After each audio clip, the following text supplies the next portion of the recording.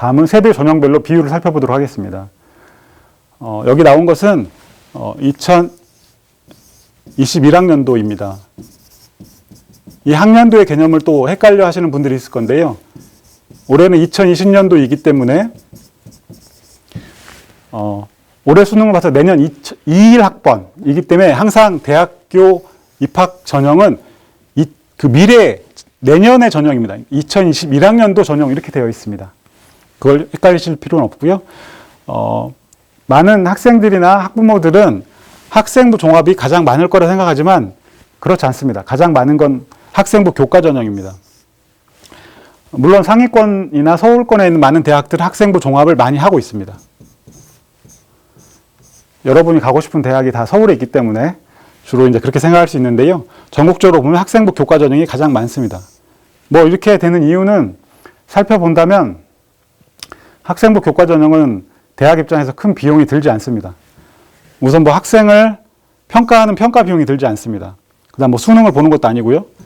내신과 주로 수능을 보기 때문에 내신은 고등학교에서 내주고 수능은 교육과정평가원에서 내주기 때문에 학생부 교과전형 대학 입장에서 큰 비용이 발생하지 않습니다. 그거에 반해 학생부 종합전형은 서류평가를 해야 되고 면접을 해야 되고 뭐 모든 대학이 다 그런 건 아니지만 이런 비용이 발생합니다. 이 비용이 상당히 많기 때문에 학생부 종합전형을 하는 대학들은 그 비용을 감수할 수 있는 대학, 뭐 예를 들어 교육부에서 고교기여 정상화대학, 고교기여 사업 비용을 받은 대학들이 주로 하기 때문에 학생부 종합에 해당된다고 볼 수 있습니다. 그 다음 나머지는 참고하면 되겠습니다. 넘어가도록 하겠습니다. 다음은 주요 전형별 평가 요소 및 경쟁률, 주의점 살펴보도록 하겠습니다.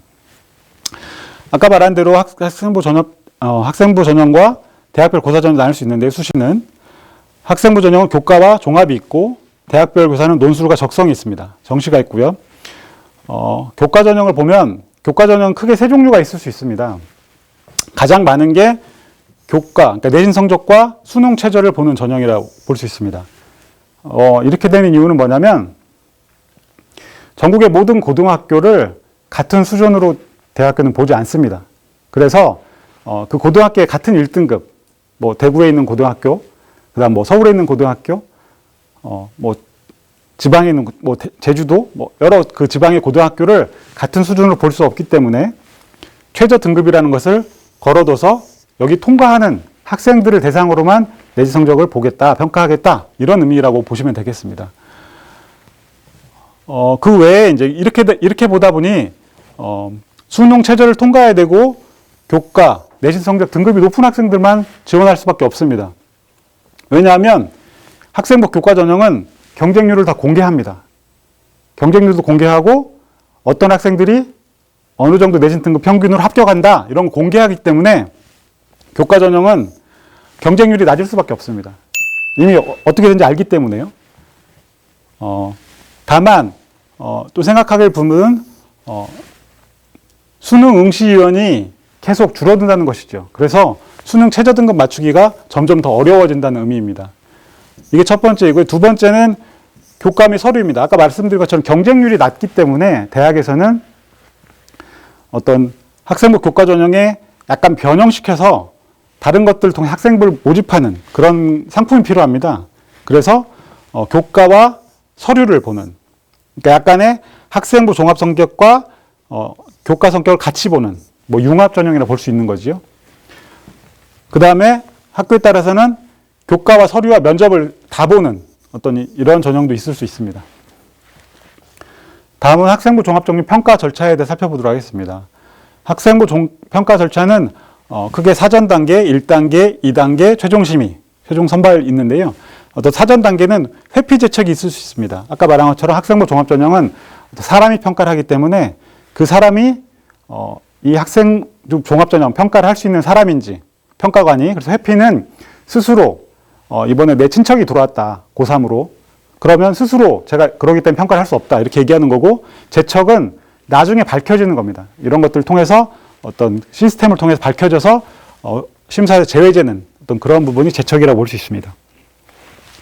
유사도 및 외부 경력 의심문구 검색은 뭐냐면 자기소개서나 교사 추천서를 볼 때 표절이나 이런 부분들이 있을 수 있습니다. 이제 그런 부분들을 보고 시스템을 돌려서 검토하는 절차라고 볼 수 있습니다. 그래서 거기서 결격이 되면 지원 자격 심사를 해서 결격이 되면 평가에서 제외할 수 있습니다. 자, 지원 자격 심사를 통과한 사람들 대상으로 이제 1단계 서류 평가가 진행됩니다. 그 다음에 서류 재평가는 뭐냐면 서류 평가 보통 입학사정관 2명이 평가를 하는데 2명 간의 편차가 그 대학에서 정한 기준에서 넘어갈 경우는 재평가를 합니다. 그래서 한 명이 더 플러스 돼서 다시 평가를 해서 하는 거죠. 그래서 그 평가를 가지고 심의위원회를 열어서 다음 2단계 갈 사람들을 추립니다. 2단계는 면접인데요. 서류 검토 질문 도출이라는 게 뭐냐면 서류 평가를 입학사정관들이 하면 그 짧은 면접 시간에 이런 것들을 물어봐 주세요, 확인해 주세요. 이런 것들을 질문과 그다음 요약서 같은 걸 만듭니다. 그래서 이걸 통해서 확인 면접, 뭐 학교에 따라는 뭐 심층 면접, 재심 면접 뭐 이런 것들이 있을 수 있습니다. 그걸 통해서 면접을 하고요. 최종적으로 통과를 한 결격이 없는 사람들 통해서 심의위원회를 열고 입학사정위원회를 열어서 최종 선발해서 홈페이지에 발표하는 이런 절차를 취합니다. 물론 뭐 학교에 따라서는 면접이 없는 학교도 있습니다. 잠깐 쉬어가기를 좀 보도록 하겠습니다. 학생부 종합전형은 깜깜이 전형이라는 얘기를 하고 있습니다. 근데 과연 학생부 종합전형만 깜깜이 전형인지 한번 생각해 볼 필요가 있습니다. 아까 말한 정성평가, 사람이 평가하는 평가는 깜깜이 전형일 수밖에 없습니다. 평가 결과를 모든 다 오픈할 수 없고요. 그렇기 때문에 그렇고요. 그러면 다른 전형, 아까 말한 사람이 평가하는 전형, 논술 전형이나 뭐 실기 전형, 뭐 미술, 체육 뭐 이런 전형들을 뭐 소프트웨어 이런 전형에서 사람이 평가할 수 있는 여지가 있기 때문에 깜깜이 전형일 수 있습니다. 그래서 뭐 학종만 깜깜이 전형이다 이렇게 말하는 것은 조금 오해일 수 있습니다. 다만 이제 학종이 투명하게 공개되지 않은 측면에서 뭐 불편할 수 있는 측면들이 있습니다. 그래서 교육부라든지 뭐 이런 제도적으로 많이 검토가 하고 있고 대학도 많이 고민하고 있기 때문에 그런 부분들은 점점 더 좋아지고 투명하게 될 거라고 봅니다. 뭐 다른 관점에서 보면 이 문제라고 볼 수 있습니다. 신뢰 문제죠, 신뢰 문제. 고등학교는 대학을 믿을 수 없고 대학은 고등학교를 믿을 수 없습니다. 학생이든 학교든 적어주는 학생부든 자소서든 다. 그래서 기본적으로 의심을 하는 거죠. 그러니까 신뢰가 좀 부족하다고 볼 수 있는 거죠. 뭐 이 신뢰 문제는 사회적 자본이라고 볼 수 있는데요. 사회적 자본은 퍼트남이라든지 후쿠야마라는 학자가 먼저 얘기를 했고요. 우리나라가 좀 신뢰적인 어떤 이런 부분이 약간 부족한 부분이 있기 때문에 이걸 앞으로 어떻게 더 높일지 이런 부분은 앞으로의 숙제라고 볼 수 있습니다. 다음은 주요 전형별 핵심 평가 요소 및 주의점을 살펴보도록 하겠습니다. 아까 제가 이제 학생부 교과 전형 얘기했고요. 종합 전형도 얘기했습니다. 논술 좀 얘기해 볼까 하는데요. 논술 전형도 마찬가지로 수능 최저를 상당히 중요하게 봅니다. 왜냐하면 논술 실력으로만 뽑기는 좀 무리가 있습니다. 그렇지만 논술 전형을 하는 대학들이 모두 다 수능 최저를 거는 건 아닙니다. 그러니까 수능 최저를 거는 대학이 있고 수능 최저를 걸지 않는 곳이 있습니다. 다만 공통적인 것은 논술 전형을 하는 어떤 대학의 경쟁률은 무지하게 높습니다.